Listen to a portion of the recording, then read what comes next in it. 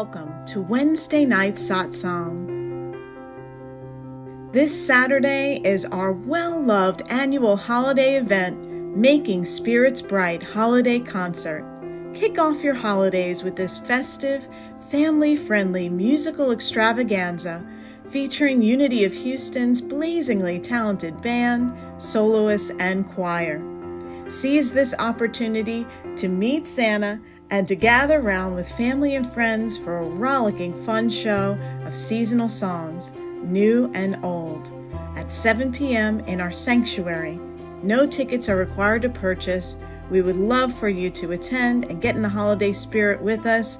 A love offering will be collected. At our Spanish language service this Sunday, Reverend Claudia Olmos will be sharing her message, A Time to Look Within, at 9:45 a.m. in the Pyramid. Sometimes the holidays are not cheerful, particularly for those who are experiencing loss and grief or illness. It has become our tradition at Unity of Houston to honor this part of our human experience as well with our Blue Christmas ceremony.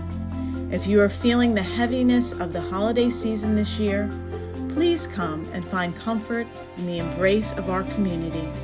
And for those who are not having difficulty, we invite you to be the presence of compassion and healing.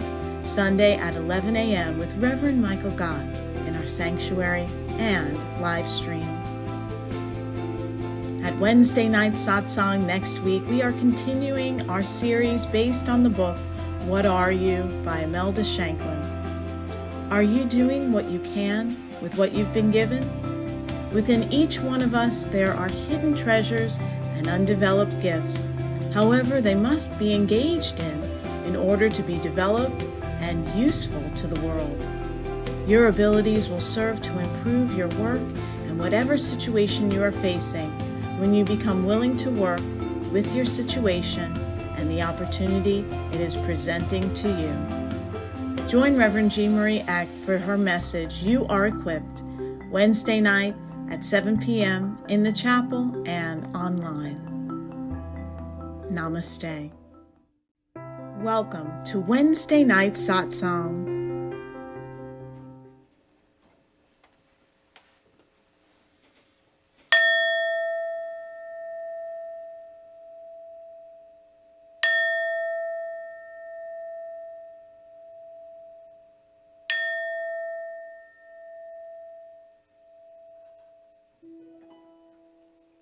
Time together this evening has begun. Welcome to Wednesday night Satsang, the principle and the practice of unity. Let us begin this time by going within and breathing and letting go. As we take the journey from the head into the heart, breathing into your heart space, and allowing your heart to inform you of the truth of your being. You are love. You are peace. You are joy. You are light. And so we allow anything that we have been holding on to or expressing that is unlike the truth of our being to dissolve into God now, as we let it go and breathe new life into ourselves, knowing that we come together to remember our true nature and to remember that divine love and wisdom, understanding and peace are within us and always leading us when we take the time to pause and listen. And so we are grateful for this opportunity to join together in unity. We say thank you, and so it is. Amen.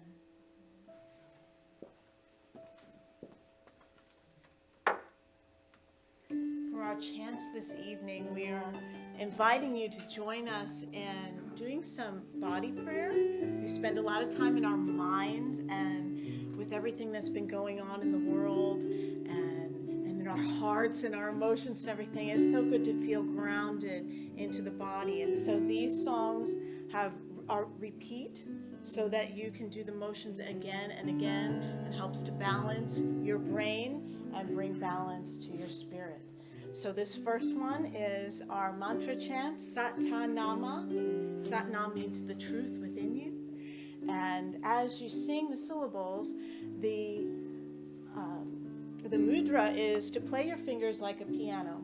So you'll play them sa, ta, na, ma, and then go back to the beginning. And you will see that it will help you to bring balance and equilibrium to yourself as you sing. So you can follow me as we do this.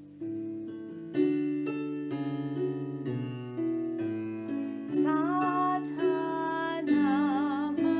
Satanama, Satanama, Satanama, Satanama,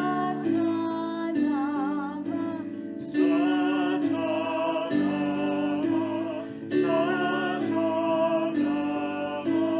Satanama.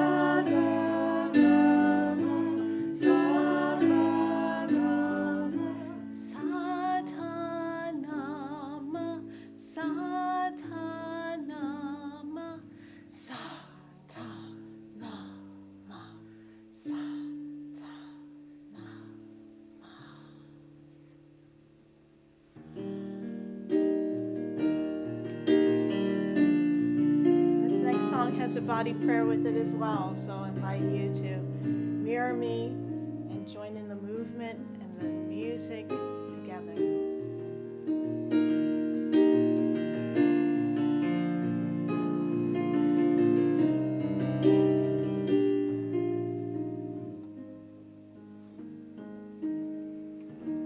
God before me, God behind me, to the left and the right. God above me, God below me, all around and inside. God before me, God behind me, to the left and the right. God above me, God below me, all around and inside. God before me, God behind me, to the left and the right. God above me, God below me, all around and inside. All around and inside. All around and inside.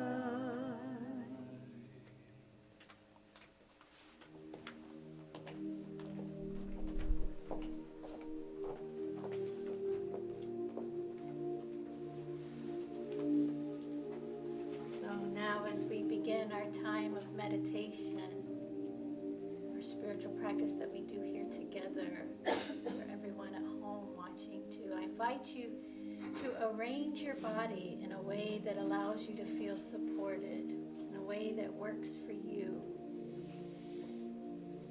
And if you haven't done so already, I invite you to close down your eyes or perhaps just lower your gaze.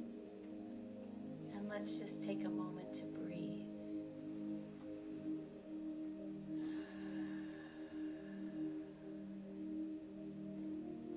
And to be knowing that right here, right now, there is nothing for us to do but to simply be. I invite you to feel your feet, whether they're grounded on the floor or however you're sitting, and imagine that your feet are rooted, that there are actually roots coming out of your feet, extending into the earth, grounding your being.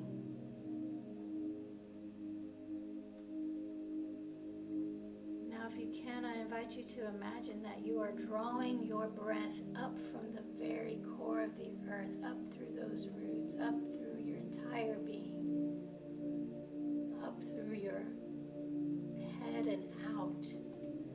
Just take nice deep inhalations and full exhalations.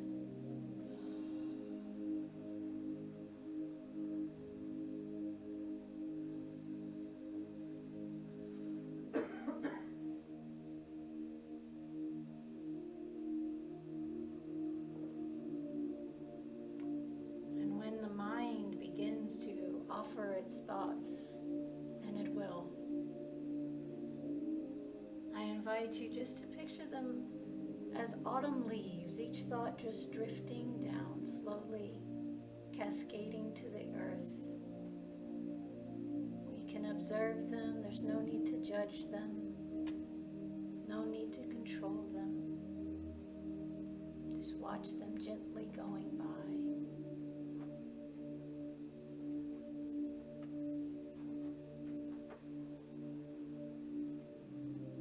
Becoming more and more aware of this present moment.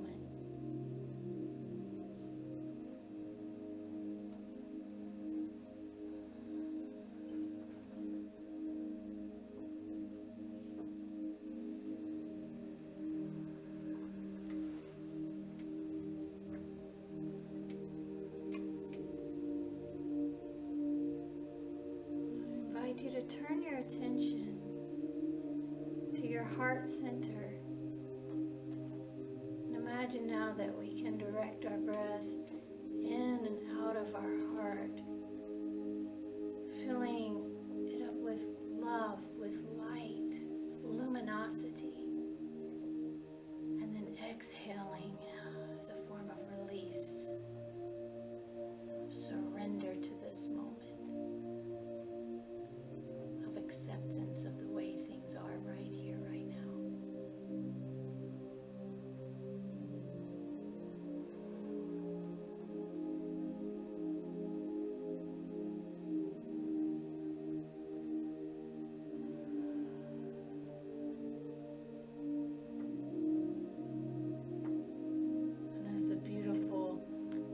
From the chant we just did together. Everything comes from God. Everything goes back home to God. Meister Eckhart said that God is always at home. It is we who have gone out for a walk. And we take this opportunity to come back home to God in consciousness.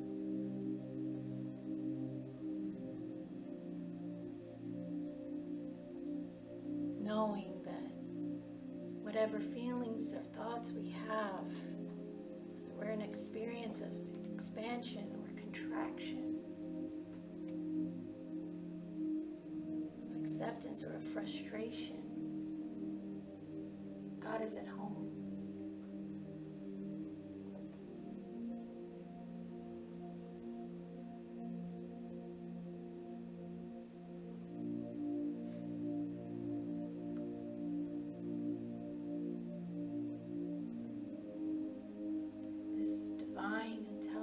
That animates every cell of our body has never left, can never leave. We can never be separate from that.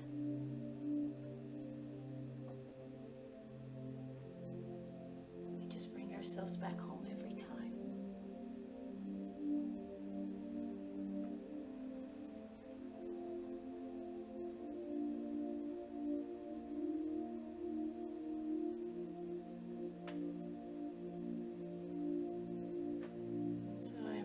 To imagine that as we continue to breathe into our heart space,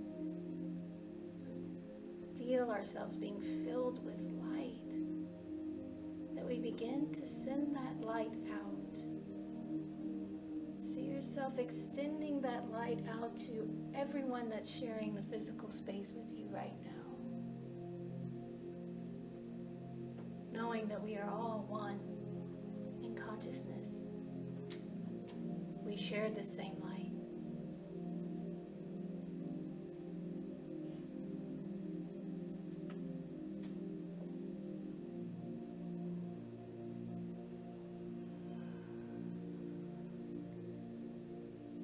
That light fills the room that you're in and goes out beyond. Picture it going out, way beyond where you are. Out into the surrounding streets, around the city, around the globe. Our consciousness lighting up the world. All by sitting here and breathing.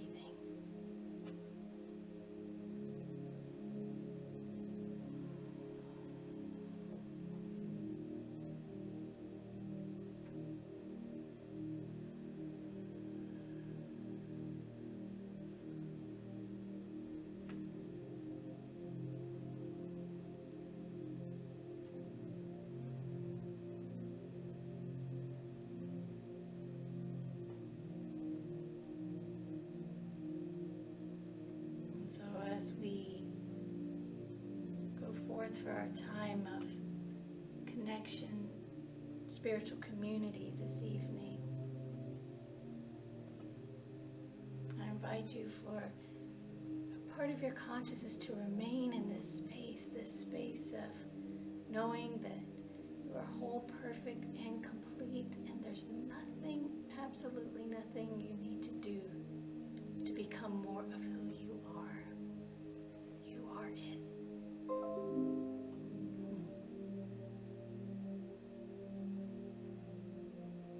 So when you're ready, I invite us to bring our awareness back into this space.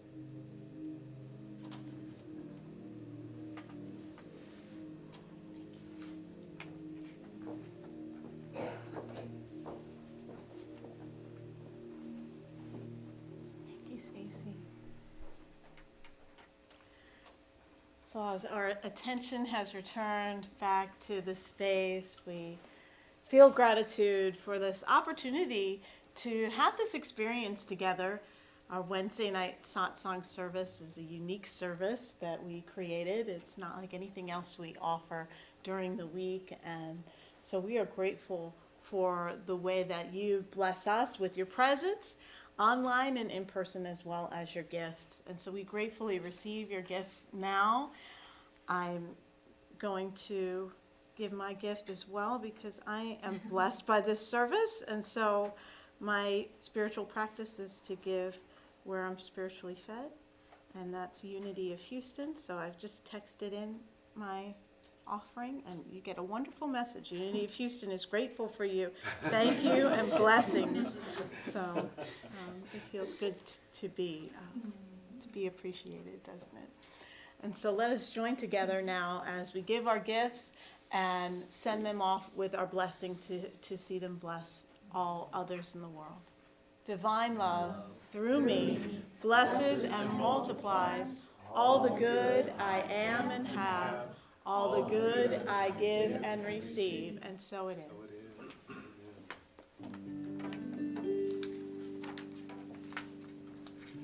I dreamed of rain, and the rains came, soft and easy, sweet and clear.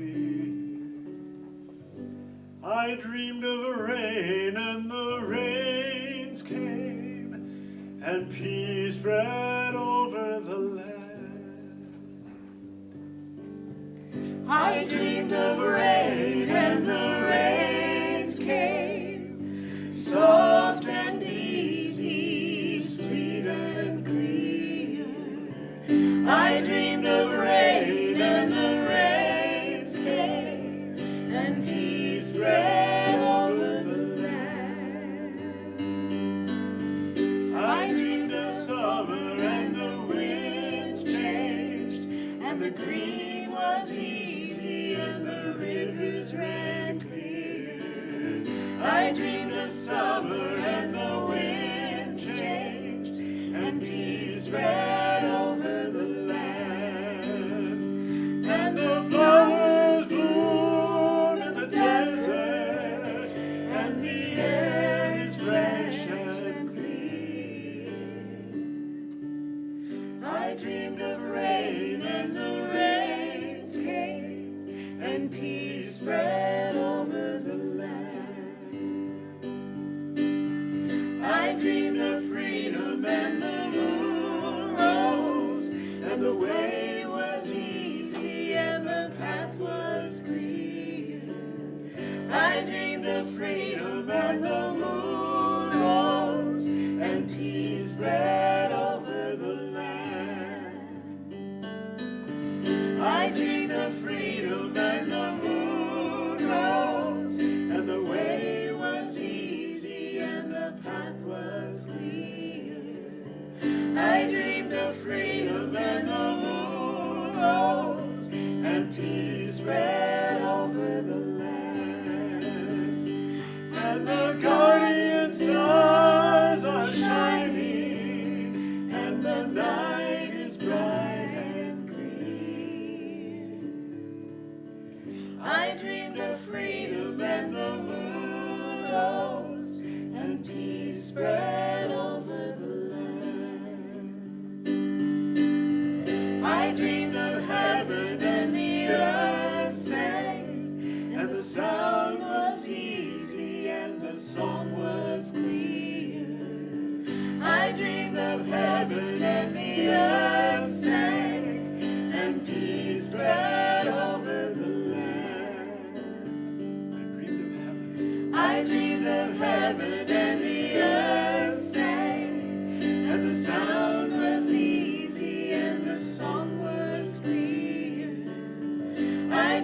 of heaven and the earth sang, and peace spread over the land. And the ancient pain is forgotten, and the Father's debts are clear. I dreamed of heaven and the earth sang, and peace spread over the land. I dreamed of rain. I dreamed of rain, and the rains came. Soft and easy. Soft and easy, sweet and clear. I dreamed of rain, and the rains came, and peace spread over the land. I dreamed of rain, and the rains came, soft and easy, sweet and clear. I dreamed of rain, and the rains came, and peace spread over the land. And the flowers bloom in the desert, and the air is fresh and clear.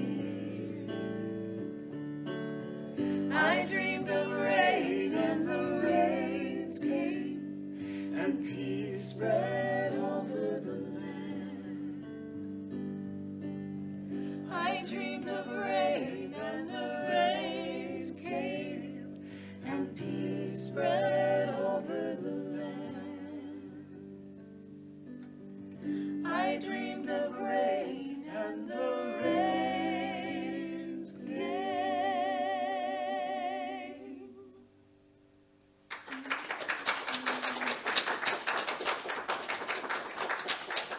Thank you, David. We're so blessed to have Jamaica Gray with us tonight. Beautiful voice. And I want to introduce you to a wonderful person who just led our meditation, but it's been a secret until now. Stacy Collins has been on our staff for 7 years, and she is the director of our Spirit Groups program, one of the most vital programs we have here at Unity of Houston. If you're not, who's in here is in a Spirit Group? You're in here in a Spirit Group? You want to join a Spirit Group? They're amazing, and it's a great way to meet people and connect, and also engage in spiritual practice together. Stacy is a third-year student at Unity Worldwide Spiritual Institute and the Masters of Divinity program, and she'll be ordained as a Unity minister in June. She has been in a ministerial internship with us, as well as working on the staff since September, and so this is part of her internship to share her message tonight. So we want to give a lot of love to our beloved Stacy Collins.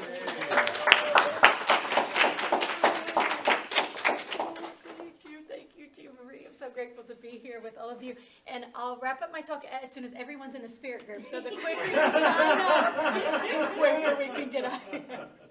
No, I'm really grateful to be here for this. Is our second part of a 3-part series on really a foundational unity text, What Are You? By Imelda Shanklin. And Jean Marie and I were talking yesterday about how rich this book is, and I just invite you, if you don't have it, get it. And really take a deep dive with it, because we can barely scratch the surface. Sometimes she has a sentence that you could do a whole message out of. So one of the things that I love that Rev. Jean Marie talked about last week is she asked the question, so the book is, what are you? And Jean Marie posited we are what we think, and also talked about when we get that question, what are you? We often answer it with who are we? We answer it with information about ourselves, with the role that we play, with the functions that we perform. And all of that is true, but it's also subject to change, and it's only partially true. It's not the whole of who we are. And the whole of who we are, and who we are in divine mind and God's mind, is whole, perfect, and complete. And when we know that, that's when we can experience peace. That's where we experience fulfillment. And so easy peasy, right? We just know that we're whole, perfect, and complete. Done. Right? We're good, right? I don't know how many of you, I don't certainly every morning wake up and my first thought is, woo, I am feeling whole, perfect, and complete today. Bring it on. And even though I do think that sometimes it doesn't usually take very long throughout the day when we see some of the things that are happening in the world. If you turn on the news for a minute or heaven forbid get on social media, that we might not have the thought, well, look at all these cute little human beings being so perfect and whole. Look at them just expressing their completeness in such beautiful ways, right? It doesn't always happen that way, right? Because what Imelda reminds us of is that we inhabit two worlds. We inhabit two realms. We inhabit the realm of the absolute, the eternal, and that's our oneness with God. But as humans, we are also in this fun little soup of a world where we experience separation and duality.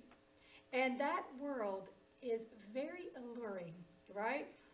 Our minds love to be caught up and distracted by all the shiny objects out here, just knowing that we can find our satisfaction here.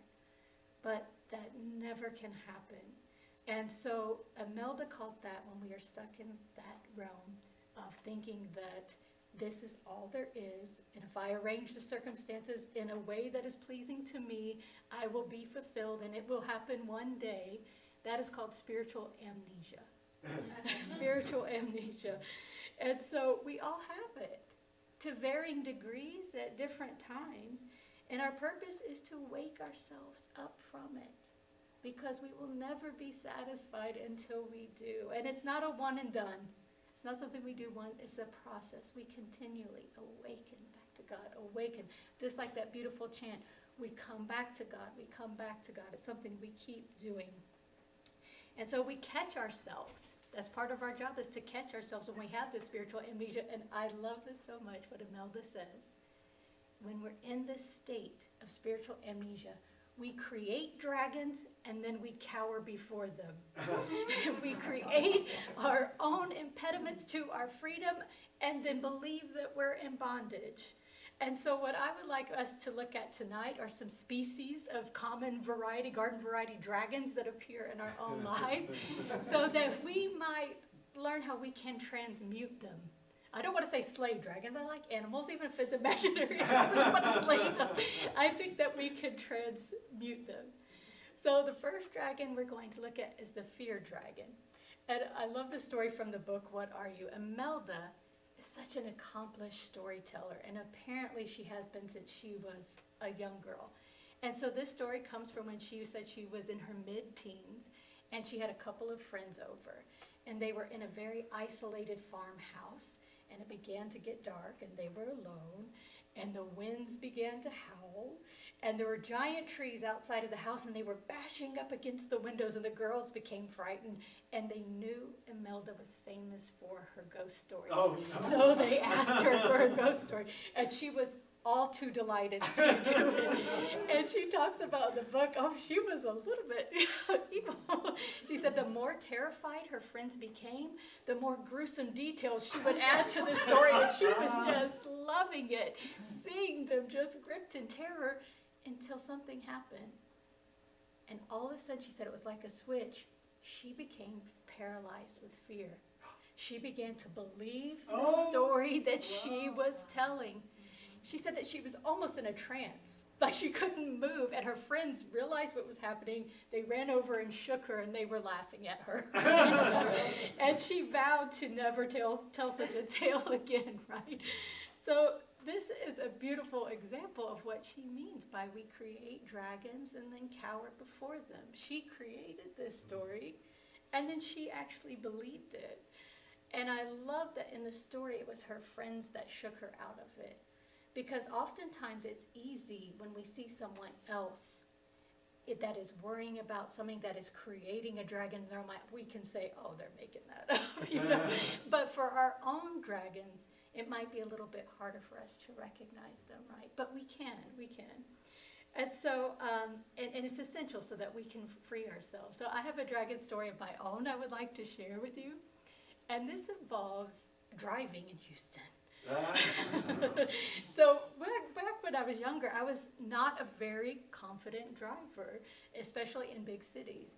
But the circumstances of my life were such that I didn't really need to be. I didn't get my license till I was in my early 20s, and then I lived in rural Alabama for quite a while. Then I lived overseas for several years, and I didn't need to drive there because they had an excellent public transportation system.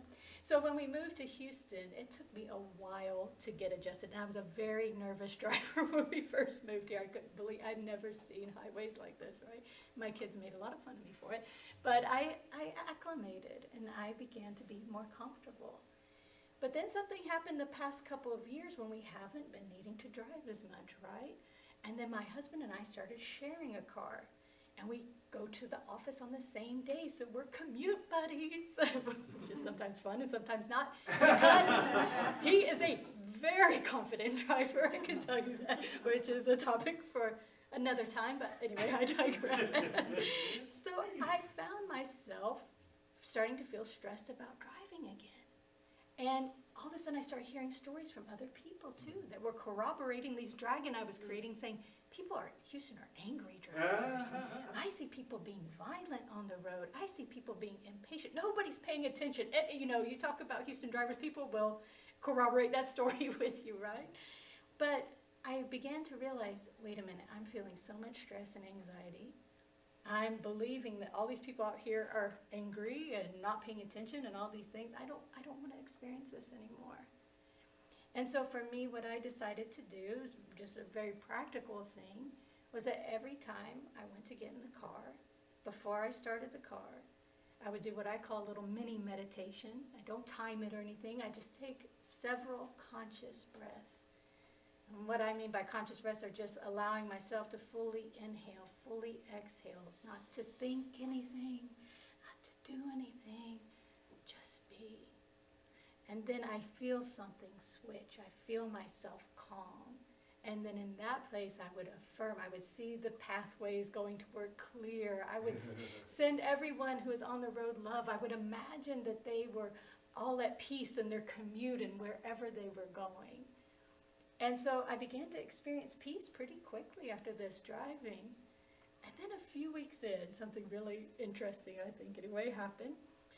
I was at a traffic light on Richmond Avenue, and you know that feeling when, I don't know what the science behind this is, but when the person in the car beside you is looking at you, you know, I got that feeling. And so I turned to look, but it wasn't a human in the window, it was a cat. Not a dog, it was a cat. And here I am in my blissed out, peaceful, I love everyone on this road state. So what did I do? I started waving at the cat. And just at the time I'm happily waving at this cat, the driver makes eye contact with me, and it's this young woman, and I see she looks confused. And she was like, do I know this person? And then she looks down at the cat, and then looks back up at me, and it clicked. Oh, this woman's waving at my cat. But she then did the most amazing thing. She picked up the cat's paw and waved it. And she and I looked at each other and we just laughed. And I tell you, I floated the rest of the way into work. Because it was in that moment that I realized she will never know this, but she turned my dragon into a kitten. And that just that contact, that humanizing. And so that's just an example of a run-of-the-mill kind of traffic dragon. But I think it's helpful for all of us to look at what dragons that we have. And if we want to know if there's a dragon lurking about, what evidence, what smoke is appearing, it's when we're suffering. It's when we're feeling overwhelmed by stress. It's when we're feeling resistance. It's when we're feeling that need to control for things to be a certain way right this minute, or else, you know, no, we can't have it. We just have to have it this way, right? As we feel disempowered, we feel afraid, small, and unworthy. And so what we want to realize is that when we are experiencing these states, it's a result of a fictional story that we're telling ourselves. And once we begin to bring a new story in and begin to align our consciousness with spirit, we find ourselves in an experience of peace and of understanding. And because it's so tempting to think when we're caught up in this spiritual amnesia, well, if I can just arrange the circumstances in my life in a more pleasing way, then everything will be okay. But the counterintuitive piece is that what we want to do first is realize we already are okay. And then circumstances may or may not switch. One of two things happen. The circumstances will begin to shift, appear of their own accord to shift, or they will stay the same, but they won't have the power over us that they once had. Because it's not as if all the drivers in Houston just decided to become more conscious when I start. I don't know if you noticed that. I'm not going to start that dragon right now. And it's not like every car has a waving cat in it, but I mean, that would be really cool. I changed my own consciousness. I woke up, I realized I was under the effect of a dragon, and I made the decision to align my consciousness with the real. And so we all have different dragons. We all have them. They may look different, may be different shapes and sizes, but the commonality is that we become subservient to them. And we can also, I look at it like we can almost befriend them instead. Because what the dragons are there to show us are all the places within us that we're still not quite believing that we are whole, perfect, and complete. We're still not quite believing that there isn't just something wrong with us somewhere that's causing things to happen. All those places that we are trying to find our safety and our security in the world of impermanence is what causes these dragons to appear. And Imelda reminds us so beautifully, though, that all that is fictitious, all that is imaginary, all that is counterfeit, all that is false will disintegrate. It will pass. It's not here to stay.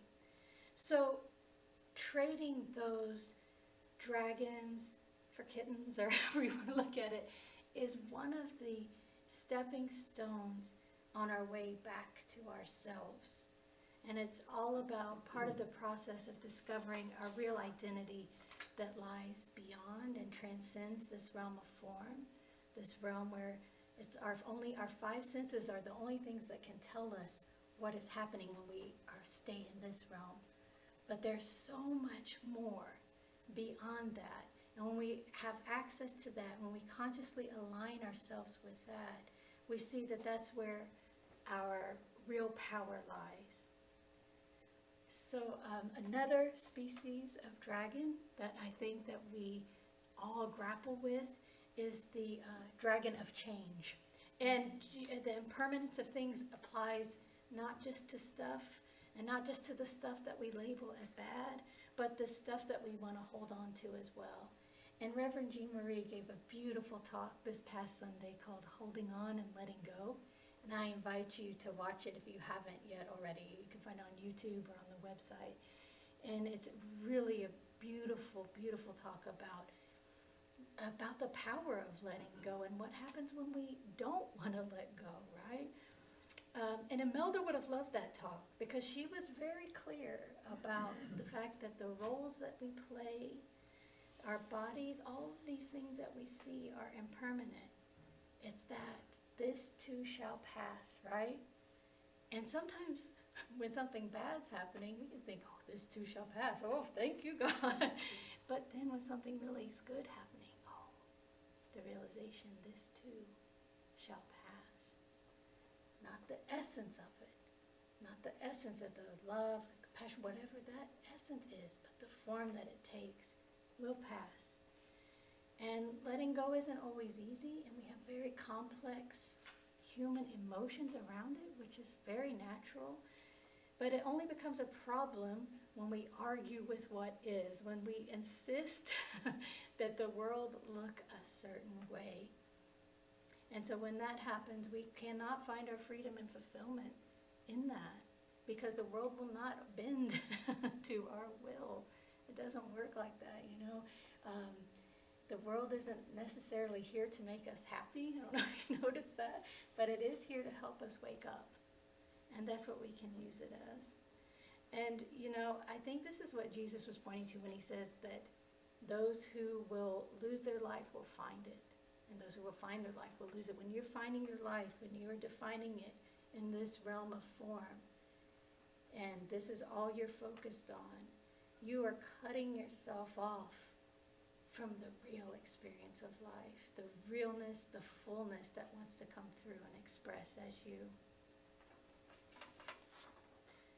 And so as I begin to wrap up, I want to acknowledge that this time of year in particular, the fictitious world has a very strong pull for many of us, and especially in this part of the world. And some years it may be that it's full of activity. We're being pulled in a million different directions. And other times there can be there's almost a feeling of isolation. But whatever the experience is, it's almost like it's heightened. Have you ever noticed that around the holidays? Whether it's the joy, the sense of expectancy, but also the feelings of loss and the pull towards introspection.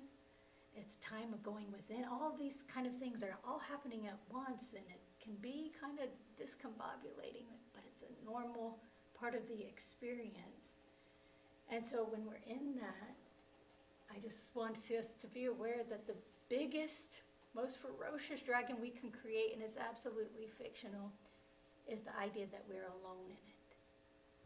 That the idea that nobody else is experiencing the same things that we're experiencing. And so if that happens for you, and when it happens for me, because it does, that feeling of disconnection, I stop, I breathe, and I do something that makes me reminds myself that I am always connected. Whether it's reaching out to a friend for prayer, whether it's a mini meditation, whether it's going for a walk and sitting underneath a tree, whatever it is that helps you remember that you are connected. And that's what I love about spiritual community. I love that we're doing our Compassionate Christmas this Sunday, holding the space for all things, that we can surround ourselves with other people who are willing to face their dragons too, and to transmute them, because this is how the world will transform. One dragon transformation at a time, all of us together. And so I want to close with this quote from T.S. Eliot. And at the end of all our exploring will be to arrive where we started and know the place for the first time. Through the unknown, remembered gate, when the last of the earth left to discover is that which was in the beginning. Namaste.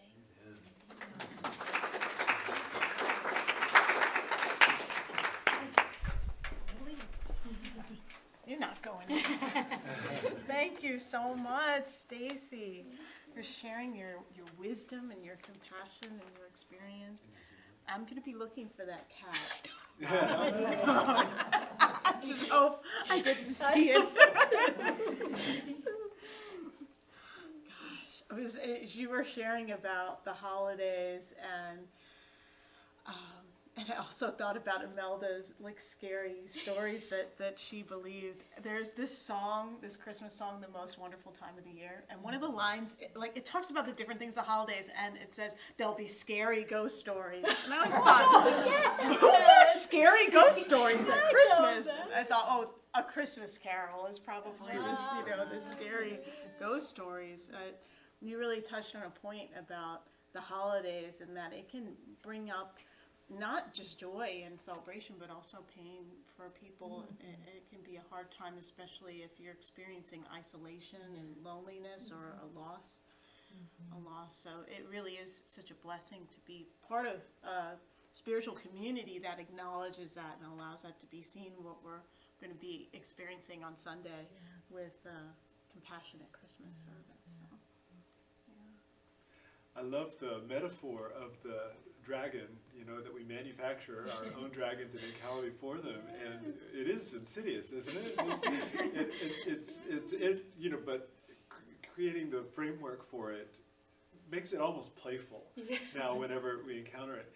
I remember I was thinking about a story as you were sharing when I was a young man. and it was one of my first conducting gigs, and it was a big choir, about 100 singers, all men, all of them quite a lot older than I was, and it was a circumstance that was inherently intimidating, you know, and I was just learning my chops, you know. I mean, I had training and I had a lot of experience in singing in choirs, but as far as conducting a choir and telling this big group of guys what to do is kind of like, okay, that's scary. I mean, it was legitimately scary, you know? And so, but I'm going to call that a dragon, you know, even though it might have been valid, nonetheless, it was my experience of it. It wasn't absolutely inherent, you know. It's like, it is only if I say so. And I remember there being a day when a little lever flipped in my brain, like, I'm the first one to speak. And I'm going to be that they love me. That they love me, they appreciate me, and they want what I have to offer. And I started living into that knowing without any evidence for it. You know, but I just started being the reflection of that experience. And that's exactly what sang back to me. And I've cultivated that over the years. You know, I most times if I'm anticipating sort of a confrontational conversation, it's almost certainly what I'm going to get. But if I anticipate, hey, this is going to be fun, then that's most often what comes back. Yeah. What you put out creates the experience. We forget how powerful we are. That those dragons, we can really let ourselves be convinced by them, and then the world starts looking like that. I was thinking of my own experience that I related to that of when I lived in New York City, and I would take the subway, and everybody takes the subway, everybody's on there, you're listening to your music, you're reading a book or whatever you happen to do, you're looking at your phone, you get off at your stop, you do your thing, and there are those who go, you take the subway in New York City? That is scary. There are pickpockets, there are homeless people, there are people who are going to get up in your face and stink and all this stuff. And it's like, well, that can be your experience. You can choose to have that be your experience. And I would just sit and just bless people. I'd pray for people that I noticed that seemed to be having a hard time. And nobody bothered me. Grateful. I never got my wallet stolen or never got in a fight or anything like that. And other people have. Definitely other stories. I heard a lot of other stories, but it really is like even on the road. You're talking about being on the road. It's like, well, I read, and I don't remember what spiritual teacher said, well, people who get in accidents with each other, they're both holding this contentious energy that is drawn to each other. And so I think about that too, like, I am peace. Every time I see I see accidents all the time here, unfortunately. Not that I didn't cause them. They're already happened. And just to send love. And one of my therapists, a former therapist, she was an afterlife, she did afterlife work with people. And she said that for those on the other side, like they can see when you're sending your love and prayers to an accident, and also recognize those who are like annoyed, like how could this happen? It's making me late for work. Like the energy is a palpable thing. It's really real that when we send out that energy, that it does have a healing effect on the situation. I love that. And I one of the things I really took away from the book, and I think, well, and sometimes, you know, on the path we think, we should know this, we've heard this before, but, you know, it resonates at a different level in a different way, is that we don't wait for the world to give us the evidence that everything is okay. It's us that decides how it's going to be for us. And, you know, in the experience, people may change in your presence when you're very conscious and loving and give that out. That may be true. They may be less confrontational, and then they may still be the same, right?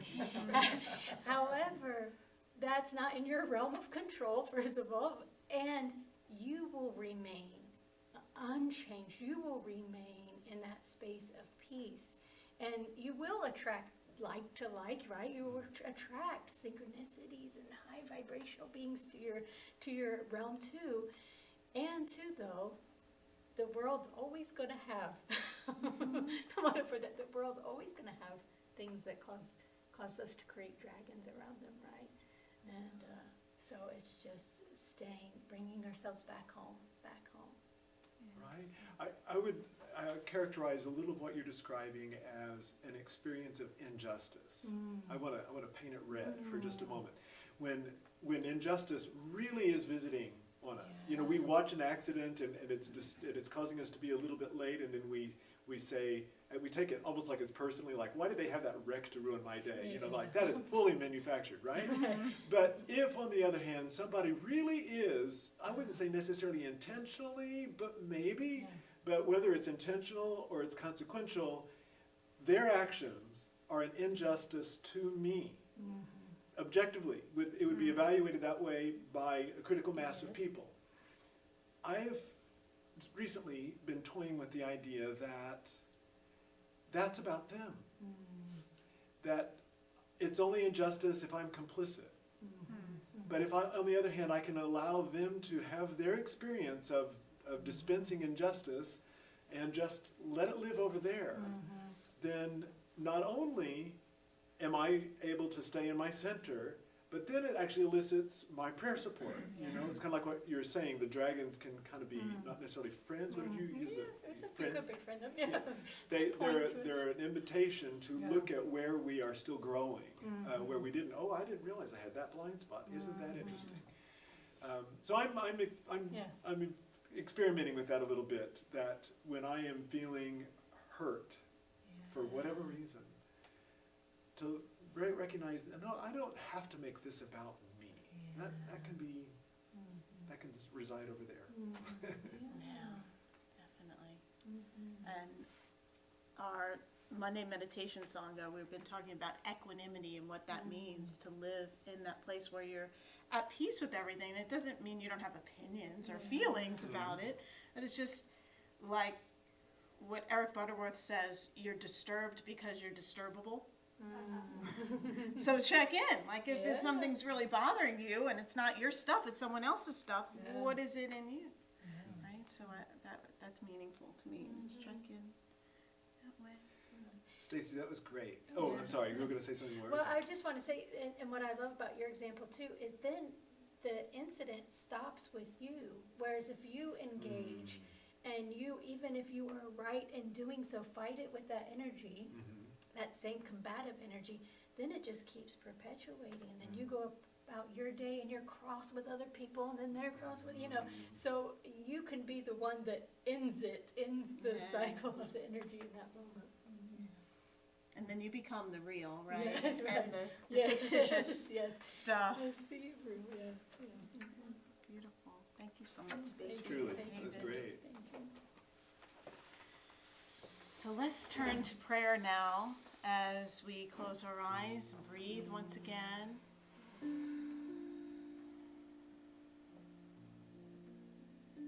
Feeling gratitude for this time together and what has shown up for you to bring to your awareness in your own spiritual life and how you're showing up in the world, how you're relating to your experiences. That those ideas or situations or even people who seem to be dragons in your life, that we have the opportunity, as Stacy said, to transmute that energy. And so we do that now at this time with prayer.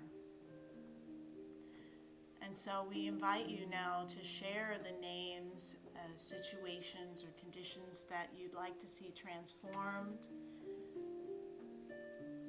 whether they're your beloved people in your life or others that you are coming into a healing awareness about.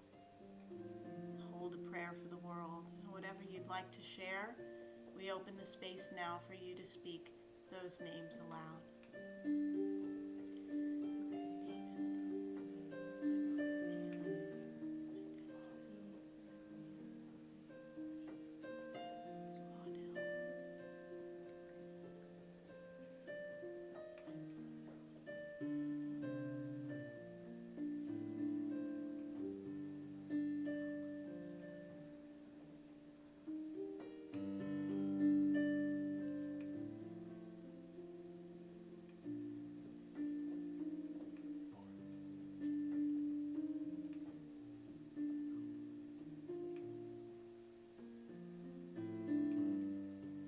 know, as we've sent out this energetic vibration of love and prayer and peace, that we are not separate from any of these that we hold in prayer, that we are one, and so this love, this prayer is felt, and that healing is unfolding, understanding, harmony, peace, abundance, that what is true, what is real, is made known and realized in the lives of those we care about, those we hold in prayer, and for all life on our planet. We hold a consciousness of vibrant creative expression, authenticity, truth, and peace. We're grateful as we know, as within, so without. Thank you, God, and so it is. Amen.